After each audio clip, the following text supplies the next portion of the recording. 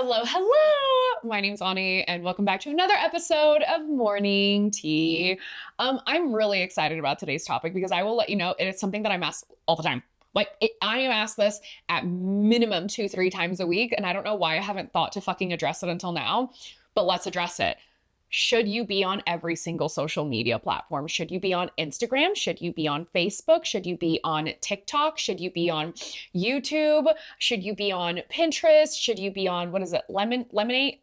I think it's technically Lemonade, but it looks like Lemon 8. Do you have to be on all of these? If you're someone like me who really doesn't have an attention span, like you have the attention span of a fucking gnat, I'm going to give you the short answer. And the short answer is no. No, you fucking don't. Especially if you're already overwhelmed by one social media platform. If you are someone that you're trying to build up your Instagram following and build up your brand, and then you're sitting there and you're like, oh my God, Instagram is hard. I don't have the time for it. I don't have the energy for it. I feel like I don't have the creativity for it. Does that mean that you should then say, fuck it, let me add something else on top of it? Hell to the no. Fuck no, you shouldn't. But if you want to know how to do it in a way that I personally feel is pretty sustainable, I'm going to help you with that today too. Because I am on Instagram. I'm like rolling up on 40,000 followers on Instagram. I have 117,000 on TikTok. And I am just starting to get into YouTube, and I have like 430 subscribers. It's not a ton, but like it's something. Do you know what I mean? So just because I don't have the biggest following in the world doesn't mean that I haven't figured out some things and how to start working those things to incorporate it with each other. Now, I will also say I do have 2 TikToks and 2 Instagrams. And I do have a social media manager that helps me with one of those. Because if not, I'm running 3 Instagrams total, my personal business, my hairline, and then my husband's business as well. I do run that social media. And although I would love nothing more than for you to like think I'm Superwoman and that I can do it all, I'm gonna let you know I'm fucking not. I'm not. I am a normal human being who gets overwhelmed, who gets exhausted, who lacks creativity. Like every struggle that you have ever had, I just want you to know that I've had the same exact struggle. So like, please don't feel bad about yourself if you wake up one day and you're like, I have nothing to post. I've talked about everything in the entire world because same. I've had those same exact feelings. So let me kind of walk you through my personal opinion on all social media and like what it's good for and what it isn't good for, because what you post on Instagram won't necessarily work on TikTok and vice versa, because yes, they have different algorithms, but I've also realized that the type of content that works well on them is completely different. There is some overlap though. So here's my thoughts on this. I have realized that TikTok is a rule-less playground in a sense, but if the more edited you are and the more like super fancy, everything is really edited, like heavily, whatever, it generally doesn't go well. Yes, there are some things that are heavily edited on TikTok that do really well, like dancing videos when a singular person makes it look like they're a twin or a triplet. Yeah, that's just fucking cool. But it's not just them sitting there talking about it with a twin or a triplet. They're generally, honestly, I see it with dancing a lot, right? I don't know about you, but I'm not a dancer. I can't dance. That's not going to work for me. It's not going to work for my brand. It's not going to work for who I am. I'm literally never going to be doing that. But so heavily edited on TikTok tends to not work. Some of my favorite accounts, there's this one guy, he'll literally like be like this all the way up underneath a blanket, and he literally recaps videos. So if a video is 5 minutes long, you watch just enough. You watch like maybe 10 seconds to understand the gist, and then he cuts out, it's him under his blankets, and he's just like, it doesn't work. It does work. She gets arrested, blah, blah, blah, blah. And what things like that have made me realize is they don't give a fuck. TikTok wants real and raw. They want the feral shit. They want like the unedited, like, let's fuck around. Let's have fun. I want to feel like I'm kikiing with you. Do you know what I mean? That's not to say that edited things don't work, because like, for example, hairstylists, like if you are in the salon and you're showing a consultation, right? They want to see that. They actually do want to see the consultation. They want to see how you speak to your clients. And obviously you have to edit that, because if you have a 20-minute consultation, nobody wants to watch the whole thing. They want to watch the highlights of it. And then they always want to see the after. Part 2s on TikTok, heavily frowned upon. Like they'll watch it if it's necessary, but people are like, stay tuned for part 2. People are like, come on, go fuck yourself. Because I don't want to do that. Like I don't want to watch a freaking part 2. But that's something that I've realized about TikTok is they just want to feel like they're in your world. And I know that sounds like a little bit, that sounds crazy. That sounds insane, but it's just the truth. That's what they want. So if you're going to be on TikTok, I think you should recognize that you can just kind of like fucking chill. Yeah, make sure you have good lighting if you can. Like I have clearly I have lights all over the place and cameras and things like that, but generally it's me on my couch with one little light attached to my phone at like 9 o'clock at night making TikToks talking about fucking books. Like books. I'm on Book Talk. That's what I'm literally known for on TikTok, which is crazy to even say, but I will say, but one thing that's crazy is even though my TikTok is not necessarily work related, it is still one of my diehard passions. If you know anything about me, this room, if you're watching on YouTube, is actually an entire library. I have to have close to, oh my God, like 700 books by now, and 1,000 books is a legal library. So help me God, I am going to get to 1,000 fucking books. Like just give me a couple years because my bookshelf of TBR, to be read is already like so big I can't add any more, but I was just passionate about talking about books and it fucking worked. Like, are you kidding me? People were just interested in hearing me talk about something that I'm passionate about. It's books. Do you know what I mean? So I also think like you can't overthink it. If you're sitting there like, nobody cares. I just found a TikTok account about a guy who loves Harry Potter. Sup homie, let's be best friends. And he just talks about Harry Potter. And then sometimes he travels the world and like sees Harry Potter things, but his entire account is about Harry Potter. He's a grown ass adult like me. I'm 35 years old, but like, are you kidding me? People love him for it because he loves it. He's just passionate about it and he keeps talking about it. And like, that's what people want. Like that is what they are looking for, is just that passion. So that's my thoughts on TikTok. Now, Instagram, I will say for me, is a little bit more serious. That is my business. I do not doom scroll on Instagram. I don't look at memes. Like my professional page stays professional at all times to make sure that I am hitting my target market and I am not fucking up my algorithm, right? Not that I take Instagram a little bit more seriously, but B-roll reels work really great. Voiceover reels work really great. Things like tutorials and carousels where you are giving actual information, those work really great. I'm not saying they don't on TikTok, but it's not the same. But let's say like let's say you're a bridal artist, a bridal stylist, which is like, this is literally perfect because one of my dear friends is, and like this is her entire business, Marissa Grace Artistry on Instagram, FYI. But she'll go through, she'll record an entire day of her doing a wedding, she'll snip it up, and then she'll do a voiceover. That voiceover works great on Instagram and it works great on TikTok and it also works great on YouTube. That works great on all platforms. But if I'm making a 6-second reel that's like a super quick, fast, whatever, is that going to work on Instagram? Yes. Is it going to work on TikTok? Probably not. That's just more Instagram material. Is that going to work on YouTube? For YouTube Shorts, that could work. Just make sure that the music isn't copyrighted and that you can use it.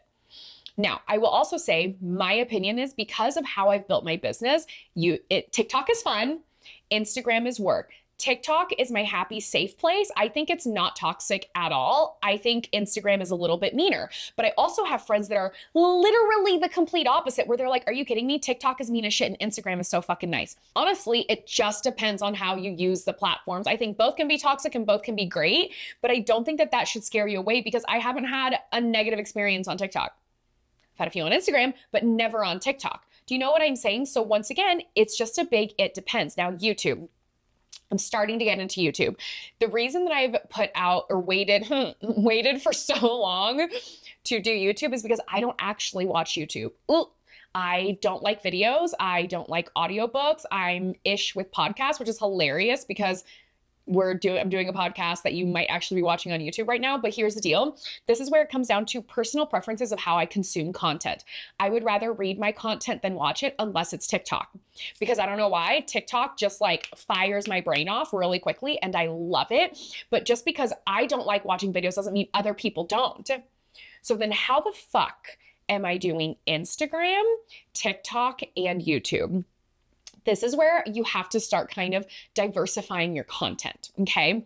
So let's use this exact podcast, right? This one right fucking here, let's talk about it. Number one, obviously, this is a longer form of content. It is called long form content. That can be a 5-minute video. It can be a 20-minute YouTube video. It can be a 45-minute educational piece. Great, awesome, fantastic. Whatever it is, this entire thing is going to go on YouTube. The audio is going to be extracted from this, and it's going to be put on Apple Podcasts and Spotify as well. So already this podcast is in 3 spots. And then here's what I do next. Next, I'm going to go through and I'm going to take this video and I'm essentially going to cut it up. I'm going to take my favorite pieces or parts that I think are funny, and they are now going to become a more short form content. Those short snippets are going to go on YouTube Shorts, because then if someone wants to watch the entire thing, it's literally right here on YouTube. They can watch the entire thing. Those mini clips are going to go on Instagram as like reels. They're going to be a little bit longer reels. Remember, 3 minutes is the max. I probably won't go over 30 seconds. Why? Because I don't have the attention span for 3 minutes. Most people don't either.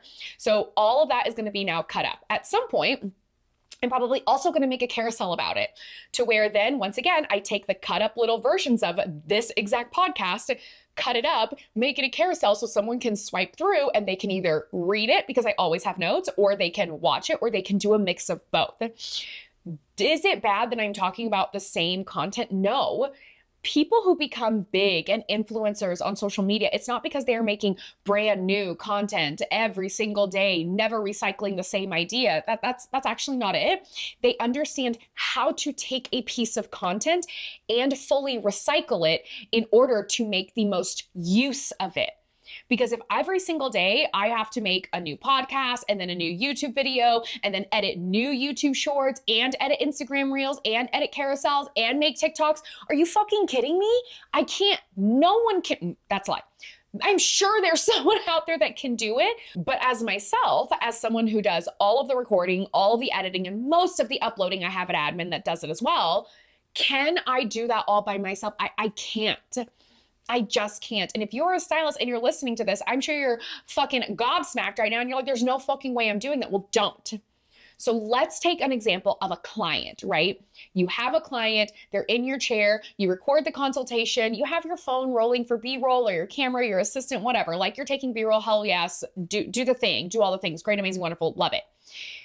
Then what you can do is you can make a longer form video if you want to post on YouTube, but you also don't have to. Let's just say you're sticking to Instagram and TikTok right now. Okay, great. Make a longer, probably mid video going over the consultation and showing the after. You can post that to both. If you have clips of you actually doing the client, like the process of their install or like their color appointment, make a longer reel, post it on Instagram and post it on TikTok. And at this point, you've made 2 forms of content, but you've posted it on both.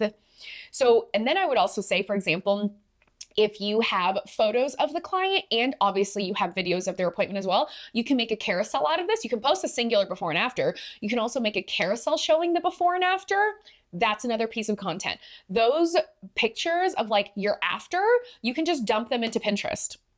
And all you have to say is like blonde balayage, hand-tied extension blonde. The captions on that don't have to be anything fancy. We just want to think about what people actually search. So this is how you learn to take a single client, one piece of content, and if you break it down more and more and more and more, you realize that you can actually use it so many different ways.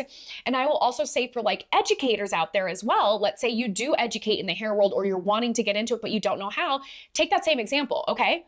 Great. You're going to make all of the things that I just said, but then let's say you take an after of the client and you draw on it to say, this was my highlight pattern. This was my formula. Why can't you do that? You're not creating more content. You are taking the content you have and taking the big chunks and breaking it down to smaller and then smaller and then smaller and then a lot of little small things that you can continue to post and spread throughout however many platforms you want. But I will say, don't get so caught up in like, I have to post to every platform. If there is a way for you to cross promote and cross post, fuck yes, do it. If for some reason that doesn't necessarily work, then don't stress out about being everywhere at once. You know why I am now venturing into YouTube? Because I am confident in my Instagram game. Got it. let's fucking go, bitch. Like, I'm so confident in it. I'm not saying it works all the time. I'm just saying I have a flow. I have a rhythm. I'm comfortable. I am confident. And Instagram doesn't even remotely stress me out. Now, my TikTok, on the other hand, still having fun with it. Still love it because I said that's like my feral playground and anything goes. Do I stress about what to post on TikTok? No, I don't.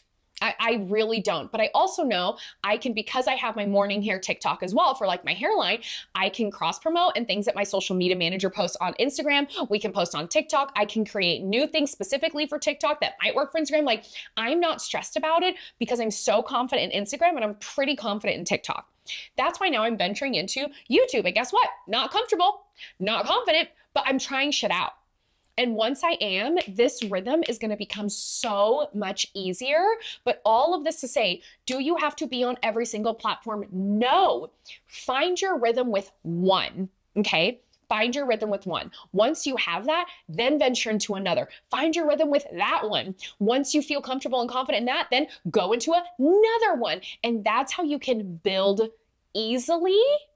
Maybe a little bit of stress here and there, but I think building slower and making it more sustainable is better than being like, I'm gonna do Instagram and then I'm gonna do TikTok and then I'm gonna do YouTube and then I'm gonna do Pinterest, and you fucking crush it for 2 weeks and then all of a sudden you're gone for 4 months because you burnt yourself out.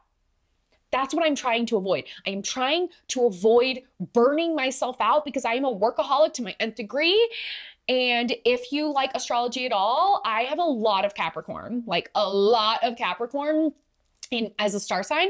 And so like, I've been told that's just workhorse energy. Great. I don't want to hate this though. I don't want to be miserable. So that is my 45 cents on this topic. I genuinely hope that this has helped. As always, if you need help, just ask. If you are a coach and you want to know how the fuck, what software I am using to start breaking down all my content and AI and everything I use, all you have to do is DM me and like, I will make an entire video on it. I don't care. I'm not here to fucking gatekeep. It's just like a lot that I would need like my computer to show you. So like, I genuinely hope that this has helped. I hope it's eased a little bit of like maybe the worry and the stress and the pressure that you feel, because I'm gonna let you know you're not behind. If you currently feel like you are behind because you're not on every single fucking social media platform, I am here to tell you that you're not. Take a deep breath.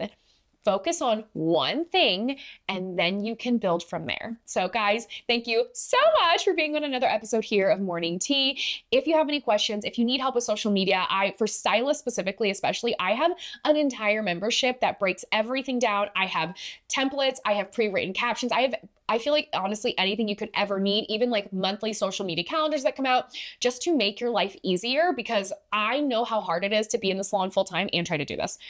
I'll be honest, it's just not easy some days, a lot of days, but like, you need anything, I'm here to help. You just let me know.